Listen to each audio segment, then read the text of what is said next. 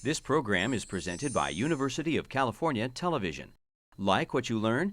Visit our website or follow us on Facebook and Twitter to keep up with the latest UCTV programs.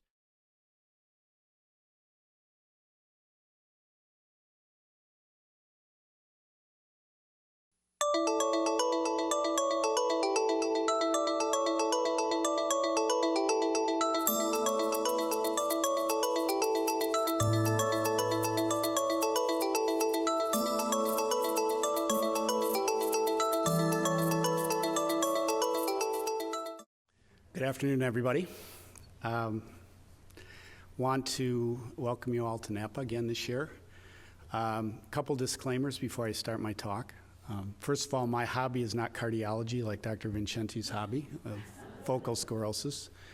And we tried to shop this talk to cardiologists, both some of our Kaiser cardiology colleagues who frequently have a lot to say about what we do in our selection conference, as well as our own cardiologists. So Flavio 2 weeks ago gave me this assignment, and my approach here will be the jaded eye of a transplant nephrologist. So I will start with that as sort of the disclaimers of my talk. Start with a case. I love cases. That's what we're here to hear about, cases. 65-year-old man with diabetes. He has known coronary disease. He has known cerebrovascular and peripheral vascular disease. And you can see on this slide, he had lots of events leading up to problems before he started dialysis. And we got him after he was turned down by another transplant program. His cath that was done in February of 2010 showed that he had severe native coronary artery disease. He had significant lesions that were distal to patent grafts, as well as what looks like grafts that were no longer functioning. And he subsequently went on to have 5 stents placed because they didn't want to do a redo cath. They didn't think that was appropriate. He's retired. He says he works in his garage. He mows the lawn every week. He walks 1.25 miles. Don't know how fast it takes him to walk that 1.25 miles, 2 times a week. He's a little chubby, but not too chubby. He has no foot pulses, and he's missing a toe from a previous amputation. So who would like to transplant this gentleman? It's like another real question. Anybody? Anybody? Okay, so. And would you work him up? The next question is, he just got his stents, 8 months ago. We saw him in October. And he has a daughter who is healthy and very eager and excited to give him a kidney. So Sindhu, who gave our pregnancy talk, was the evaluating physician and said he's good to go. We worked up his daughter. She was a very nice, beautiful woman, and gave him a kidney. And within 10 months, we transplanted him. The only cardiac test we did on him between his February cath and stent placement was an echo. And we based it on the fact that he was fairly active and he was fixed. He was on Coumadin for his AFib, and he was on Plavix for his stents. So always a delightful challenge. Our surgeons love that. He got Simulect induction. He got a little bradycardic. We don't normally put our patients in the ICU, but we figured this guy was a little bit too high risk. So he spent a night in our lovely ICU and really had no problems. His troponins were negative, and he went to the floor. But then he had problems with hypertension, and by the 3rd postoperative day, he was really quite hypertensive, and a resident ordered an EKG that showed diffuse T-wave inversions, and he had no symptoms. And his tropes went up to 1.9. Got the cardiologist involved. We put him back in the unit, watched him, no arrhythmias. His echo didn't show any wall motion abnormalities, and they said, cath him in a month. So he spent a few more days. He got his blood pressure under control. His renal function was normal, and he went home. And we cathed him a month later. And basically, this cath didn't show any difference from what they saw from the stent placements back in February 2010. He now is approaching 1 year and 9 months post-transplant. He's lost a leg, and his renal function as of this month is 1.3. So from that patient's perspective, a pretty successful outcome. Probably still would have lost his leg and probably is now enjoying a couple years off of dialysis. But all of us, I think, would agree this is one of those cases where you take a deep breath and should you turn this person down? In fact, he was by another transplant program. So the problem we deal with in our population, and you guys know this, you're in the practice of this, is that in 1991, only 29% of our patients who were on the wait list were over the age of 50, and now 62%. And we know that cardiovascular disease causes morbidity and mortality in the ESRD population, as well as in the transplant population. And so for us in our selection conference, apart from the psychosocial things that we fight about, this is probably the most divisive part of our discussion. And the problem is that when you look in the literature, and I'm going to show you the literature, at least the best I can show you, is that this, in fact, is there aren't a lot of consistent recommendations. So we kind of make it up as we go. This is in your packet.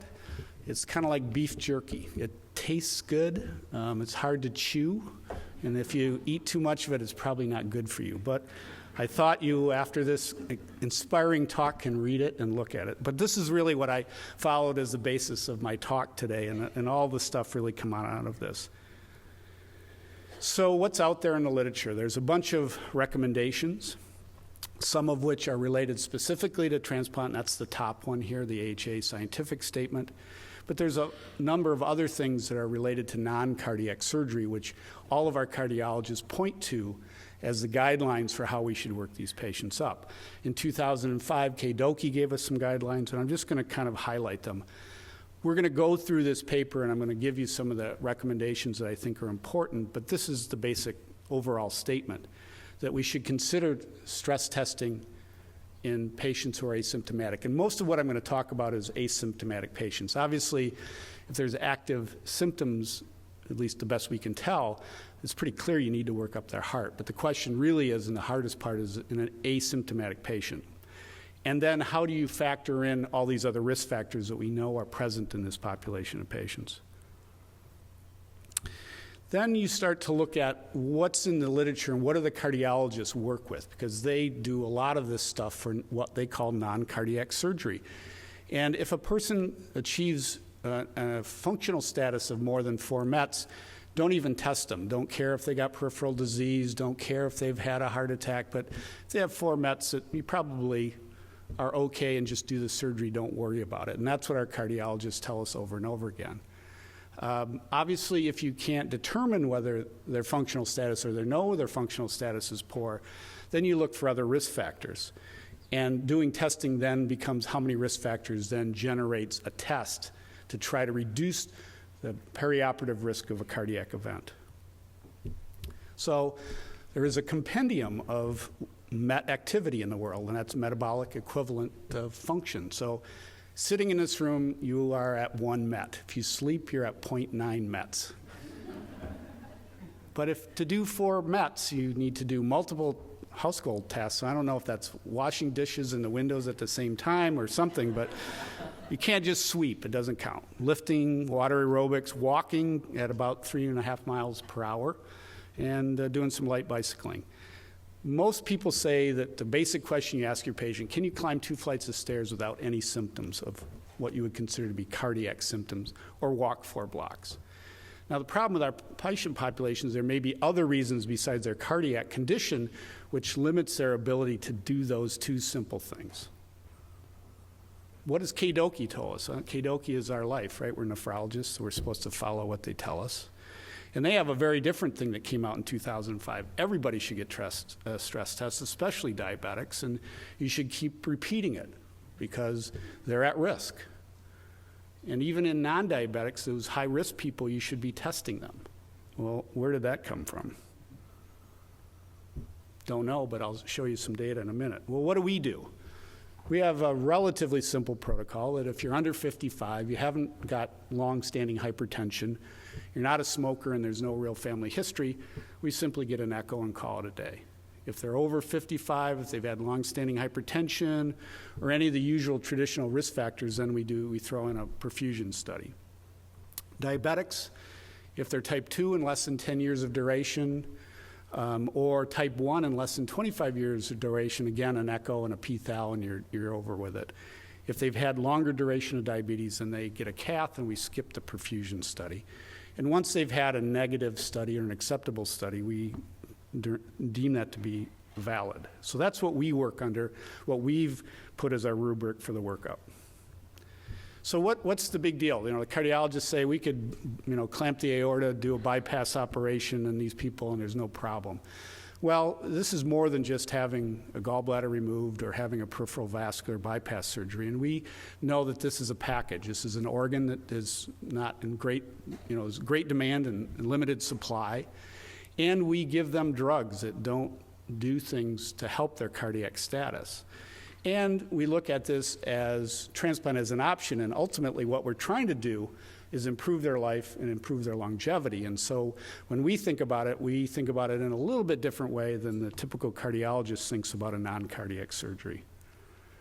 So this paper goes through the usual grading. I think all of us who've read any of these papers about the evidence class 1 through 3 and the evidence level and how it's all determined, then generates these guidelines and the strength of the recommendations. And so this was applied in a pretty standard way.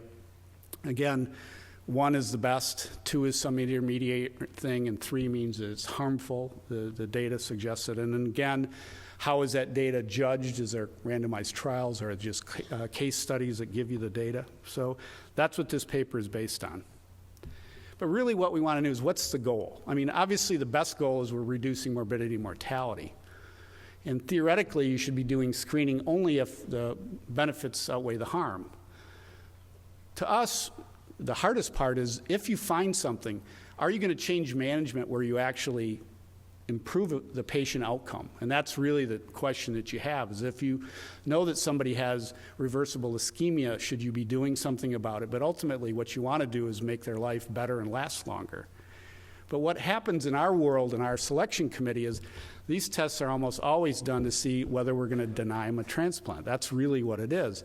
And from a patient's perspective, all of them coming to transplant, almost all of them, I should say, I don't care, I'll die on the table. I want that opportunity. And should we use this testing as a screening method? So there's one paper out there that was published a few years back where they looked at outcomes in patients, and they divided them into high risk and the typical high risk versus low risk. And they followed them, they transplanted them. And although the high risk patients had significantly greater post-op cardiac events, that their 5-year graft survival or patient survival was pretty good. And if you took that high-risk group of patients, that probably based on our data is that they wouldn't, that percentage of people wouldn't be alive 5 years later, that half of them would be dead. So you've improved the survival as a group. Now, what does that mean? It's better than dialysis, and we use it for a lot of reasons. Transplanting the highly sensitized patients where the outcomes are worse than the optimal patient is still theoretically better than staying on dialysis. So should we be giving people an opportunity just based on the fact that transplant may offer a better outcome in the long run? So as you go through this paper, the number one thing that they said is you need to do a good thorough physical examination and history. And I think all of us tend to look at our screens when we're doing our workup and filling out our H&P, but we don't talk to patients sometimes. And this may be one of the more crucial things, but this is sort of an obvious thing that we're all trained as physicians to do this, but not a bad starting point. So when you think about that is, okay, I've done my history and physical and I can't figure it out because they can't walk because they have neuropathy. So what does that mean? Well, what do we know about the incidence of the disease in the population, first of all? So this is and again, in this paper, a number of studies that kind of talk about what is the prevalence of coronary disease. And overall, it's somewhere between 40 and 90% of people presenting for transplant candidacy have evidence angiographically of some coronary disease. And you can see by the numbers that there are, up to a third of them have triple vessel disease, and somewhere between a third and a half may have severe stenotic lesions of more than 70% in at least one artery. So the disease we all know is very prevalent in this population. But the problem is that you've got this information, and what does it mean to outcomes? Well, there was a single study that showed that angiography, but non-invasive testing like dobutamine stress echo or myocardial perfusion studies predicted major cardiac events post-transplant. But the more recent ones have not shown any associations of the presence of coronary disease and outcomes afterwards. And then it may be just in subselect patients, and that diabetic patients who have high-risk anatomy are the only ones that are going to get some survival benefit from some intervention by this testing. Now, what's the problem is that we have two tests that we rely on that have relatively low sensitivity and specificity. And so this is a meta-analysis of 12 papers that were published looking at myocardial perfusion and dobutamine stress echo, and you can see that the sensitivity specificity range for both of those are pretty poor. And the gold standard is angiographically showing that at least one lesion had greater than 70% stenosis. What they showed from the data overall is that inducible ischemia, if you had it, increased your risk of an MI by 6-fold and 4-fold increased risk of dying from cardiac death. And even having fixed defects, although it didn't increase your risk of MI in the perioperative period, had a 5-fold greater risk of dying of cardiac death post. And I think that's kind of intuitive. If you've got either fixed or inducible lesions, that there's some disease present, and this is going to be a greater rate. The problem is when you look at the predictive value of the test, is that if you have a positive non-invasive test, only predicts 7% of the MIs and 15% of the cardiac deaths. So positive tests lead you to a bunch of other tests that may or may not be predictive of an event. The negative predictive value is kind of oppressive, and I think we forget about that, is that if the p-thal or the dobutamine stress echo is negative, then again, it's pretty good as a negative test to suggest there's not going to be a lot of problems predicting whether a patient's going to have an MI.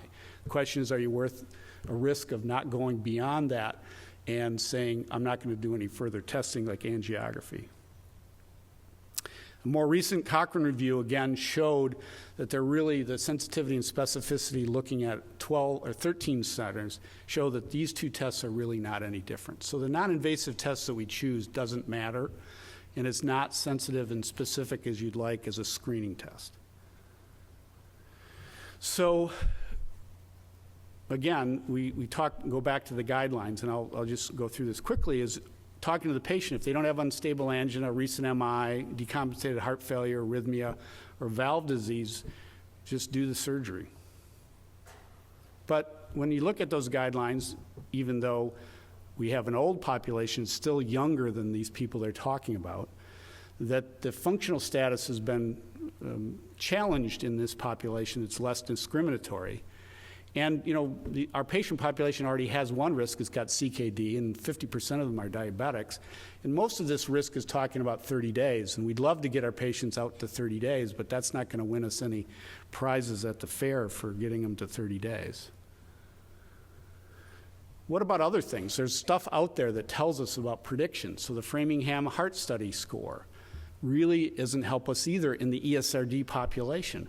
One study looked at the observed effect of diabetes on cardiac outcomes, and it was much less if you used the Framingham score as compared to what was actually seen. And another study only showed that the Framingham score only predicted 60% of the observed events. So that doesn't help us either about how to look for other factors. So what do they come up with? This is their recommendation. May be considered.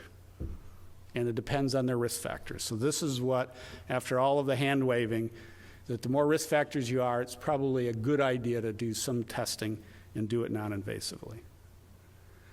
I'll skip through these because we're late, because we're behind. There are other ways to look for it. CT scans don't seem to help us.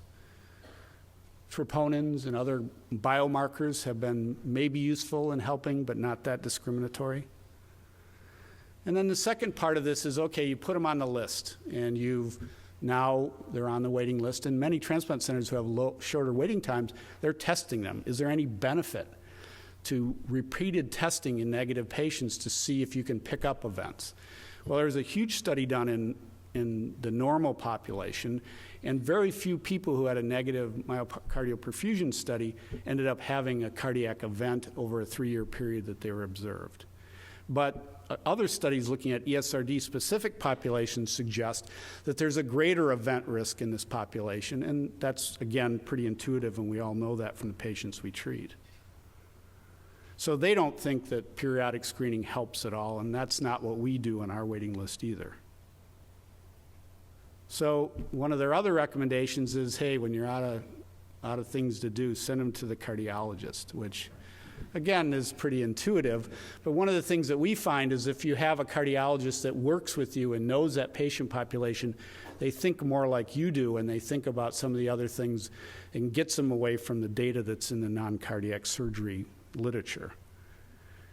So this one is twofold. Either Tomlanovich has nailed this talk and he's really right on with what's happening, or more like what we do in our selection conferences, there's a lesion, we got to fix it, it's a nail, I got a hammer, we can make it better. So what does that mean when you think about that 65% stenotic lesion? Well, again, the cardiologist will tell you this, that there's two kinds of events.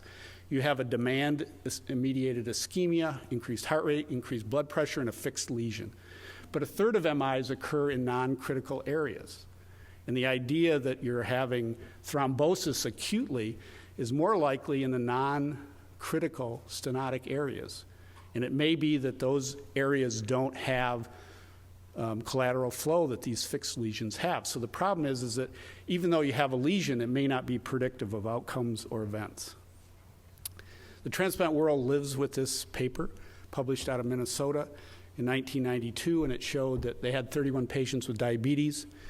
The people they intervened on had better outcomes than the people that they used medical management. Very small study, but we use it as a way to talk about it, and it's the only randomized study. Wanted to show one study that was interesting, not randomized, but shows you what you can do.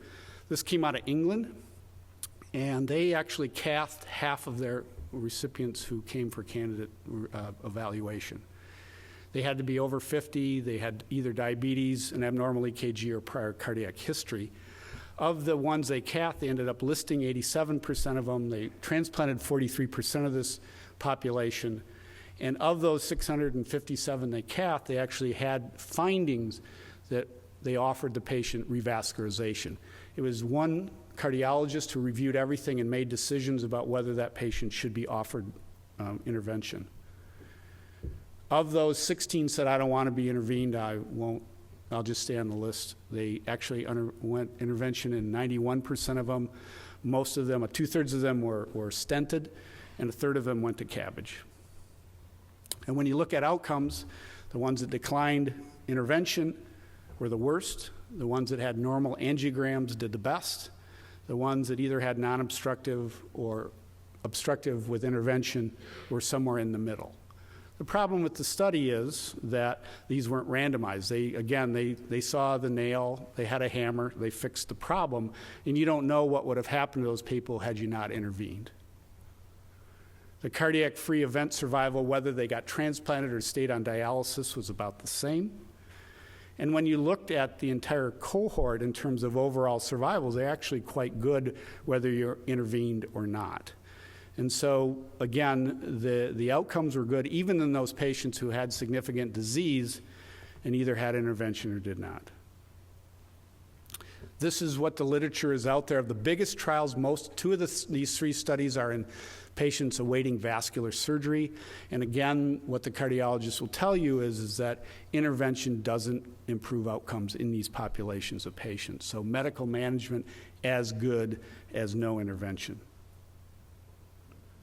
So what this paper is trying to say is that those people who have asymptomatic ischemia or stable angina really don't seem to benefit.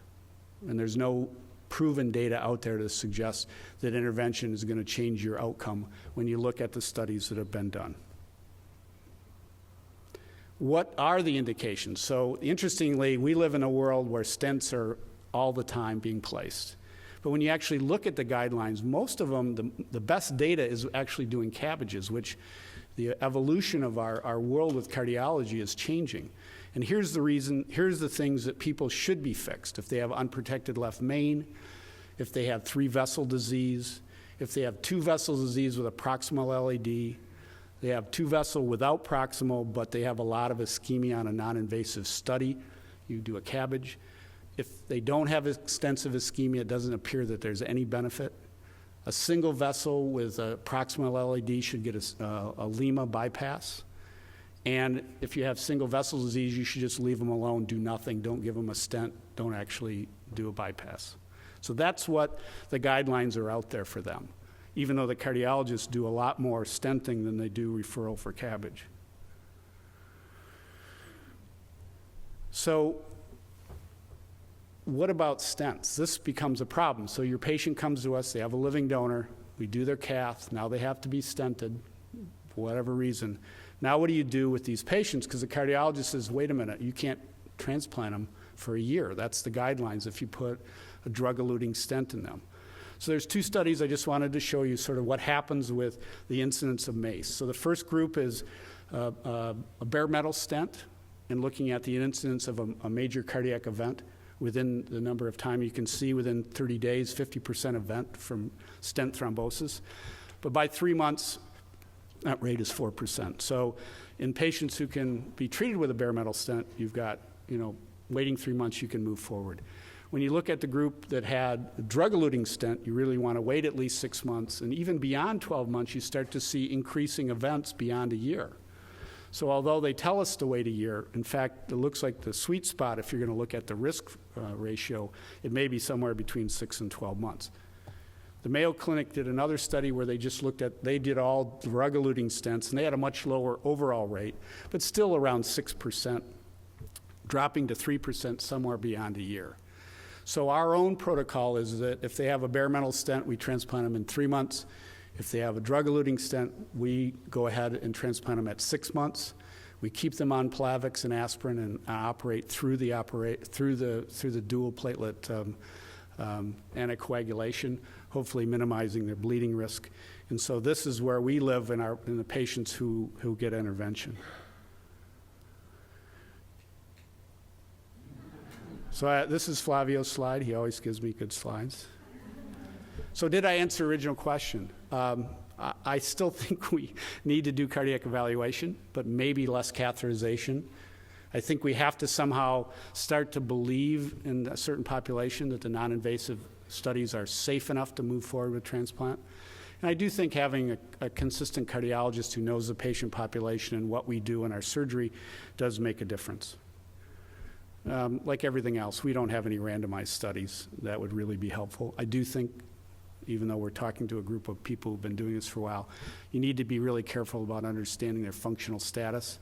And although guidelines are helpful, it really is about individualizing and discussing with the patient and the risk. And the last one is, this takes us a while. We fight a lot amongst ourselves to come up with the right answer for your patient. So please be patient as we try to get the right answer for your patient. Thanks.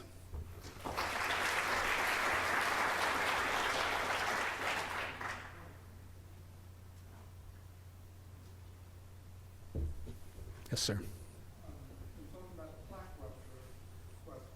You've got some significant issues. What extent was big dose of solid medrol, hydroxyl, etc. affect this immediate?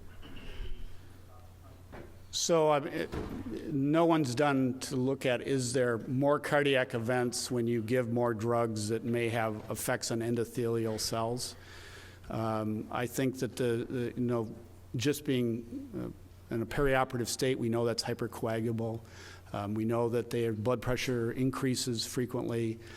So we know that those drugs have some role, but they've really never been quantified as if you have somebody at high risk, should you not give them a lymphocyte depleting agent? In general, those people do have more side effects, so there's more likely to be events which might make them even more hypercoagulable and may lead to that. So if you have room to work, a good operation and safe medications always makes things easier, but that's unpredictable sometimes. And so once you put the kidney in, you can't stop the train, and so that's part of the problem as well.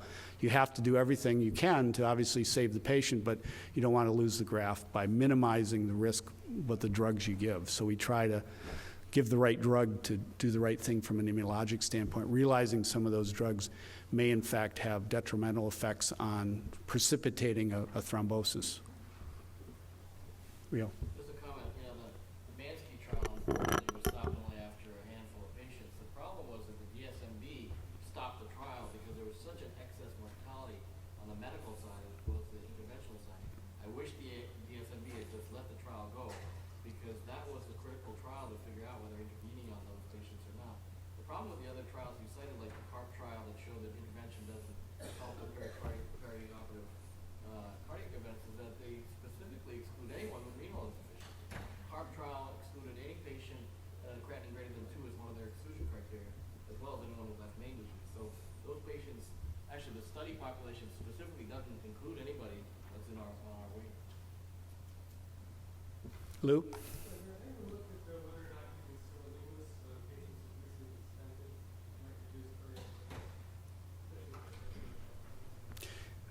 I don't think, well, there's nobody, I mean, from the sirolimus trials, I don't think there's any difference in post-op cardiac events when you look at the outcomes. You know, they've been approved, both of those drugs have been approved in comparator to non-sirolimus or everolimus treated patients, so I don't think there's any signal there. I mean, that's more about remodeling, right? I mean, the idea of the drug-eluting stents using the mTOR's coating inhibitors are really more about preventing the endothelial remodeling. Whether or not that's going to have any long-term effect on cardiac events, I don't know.